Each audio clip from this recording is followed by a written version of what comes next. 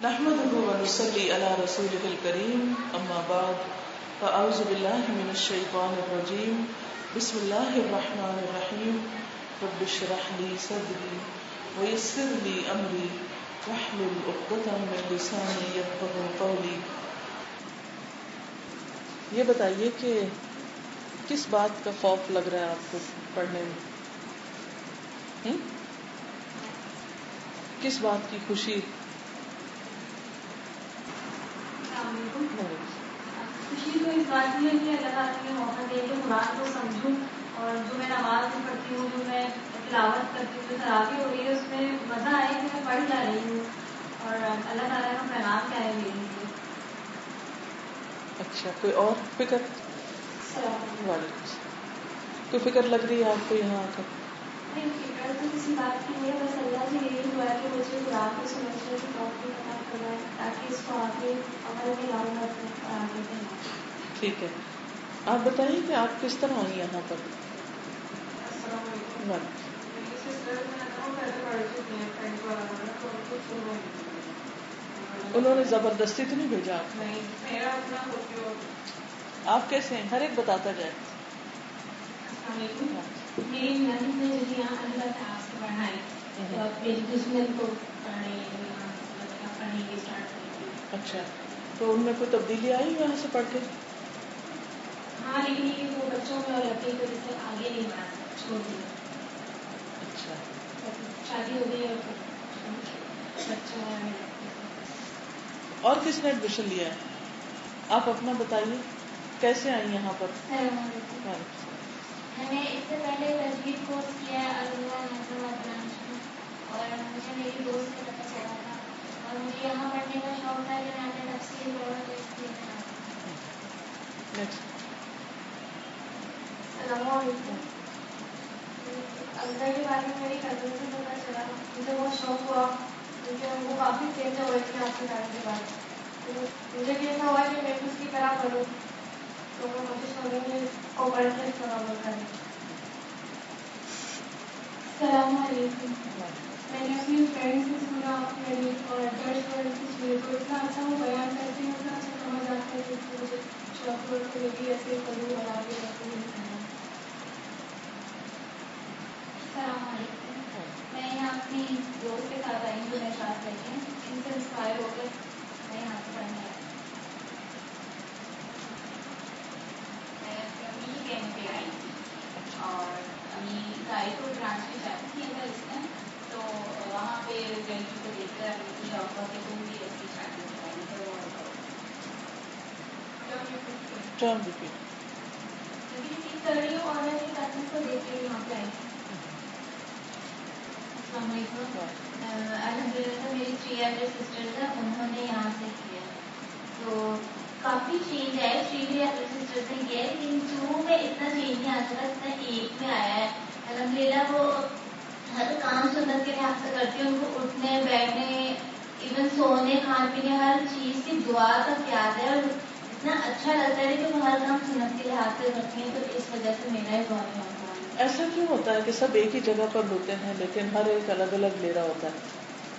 مصروفیت ہو سکتا ہے کہ اب یہاں پر ہم آ رہے ہیں، ہمیں پتہ ہے کہ ہم نے آنا ہے، کام کرنا ہے، ہماری رسپانسبلٹی ہے.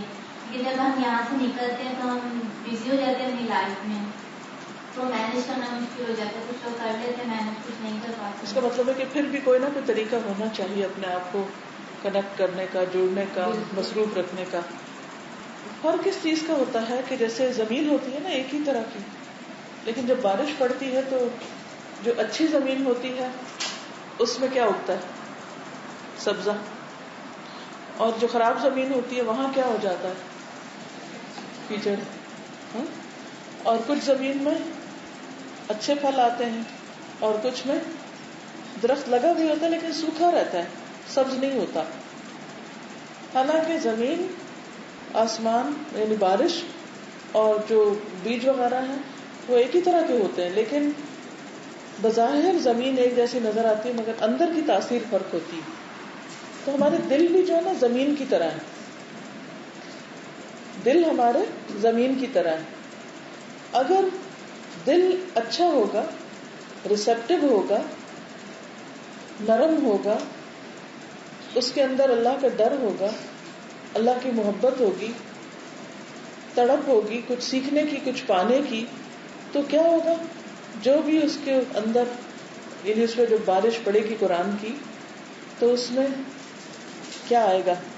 اچھا پھل آئے گا, اچھی چیز باہر آئے گی. آپ نے دیکھا ہوگا کہ کچھ علاقوں میں جو بارش ہوتی ہے تو مٹی کی سونی سونی خوشبو آتی ہے نا, لیکن کچھ علاقوں میں جب بارش ہو تو کیا ہوتا ہے؟ پہلے سے بھی زیادہ مصیبت آ جاتی, اسمیل آنے لگتی. کس چیز کی بو آتی؟ بارش کے بعد کچھ علاقوں سے بو آتی ہے نا. کیوں؟ گندگی کی وجہ سے, کیونکہ وہاں کوڑے کے ڈھیر ہوتے ہیں, تو جب اس کے اوپر بارش پڑتی ہے تو وہ گندگی اور زیادہ اٹھتی ہے, ساری اسمیل پھیل جاتی. اسی طرح ہمارے دلوں کا حال بھی ہوتا ہے. جو تو صاف دل ہوتے ہیں ان پہ جب بارش پڑتی ہے تو خوشبو آتی. ایسے لوگ دوسروں کے لیے خوشی کا سامان بن جاتے ہیں, لوگ ان کو دیکھ کر خوش ہوتے ہیں. لیکن اگر ہمارے اپنے دل کے اندر گندگی بھری ہوئی ہے تو کتنی بھی اچھی بارش پڑے تو بعض اوقات کیا ہوتا ہے, اگر ہم اس کی صفائی نہ کریں, ہاں گندی جگہ کی صفائی کر دیں, یا بعض اوقات چھوٹے موٹے گندگی ہوتی ہے نا, زور کی بارش آتی ہے تو صاف ہو جاتا ہے سب کچھ, گندگی بہا کے لے جاتی. اسی طرح کچھ دلوں کے اوپر قرآن پڑتا ہے تو چھوٹے موٹے جو کانٹے اور نیگیٹو فیلنگز اور اس طرح کی چیزیں ہوتی ہیں خراب, وہ ساری دھل جاتی, صاف ہو جاتے ہیں, دل شفاف ہو جاتے ہیں. لیکن اگر ہم صاف نہ کرنا چاہیں اور ہمارا اپنا دل خراب ہو تو جتنی مرضی اچھی بارش پڑتی رہے, بعض اوقات اس جگہ سے خوشبو کی بجائے اور گندگی پھوٹنے لگتی. تو اس لیے بہت ڈرنا چاہیے اس بات سے کہ ہم خود کیا ہیں. قرآن کا نہیں قصور ہوتا, دین کا نہیں ہوتا. بعض لوگ کہتے ہیں نا, لو اتنا دین پڑھا, کیا سکھایا تمہارے دین نے تمہیں؟ کیا دین کا قصور ہے؟ فلاں تو اتنا قرآن پڑھتا ہے پھر بھی ایسے کا ویسا ہے. قرآن کا نہیں قصور, کس کا قصور ہے؟ لینے والے کا قصور ہے. یا ہم دین کی ترقی کا باعث بنتے ہیں یا ہم دین کی بدنامی کا باعث بنتے ہیں. دین تو اچھا ہی اچھا ہے, ہماری وجہ سے فائدہ یا نقصان ہوتا ہے. تو اس لیے بہت ضروری ہے کہ ہم سب اپنی اپنی خوب فکر کریں اور اپنے دلوں کے حالت کا ہر وقت جائزہ لیتے رہیں. ہر وقت اپنے دل کی حالت کا جائزہ لیں. ٹھیک ہے؟ کیسے جائزہ لیں گے؟ کوئی بتائے گا آپ نے سے؟ کیسے جائزہ لیں گے؟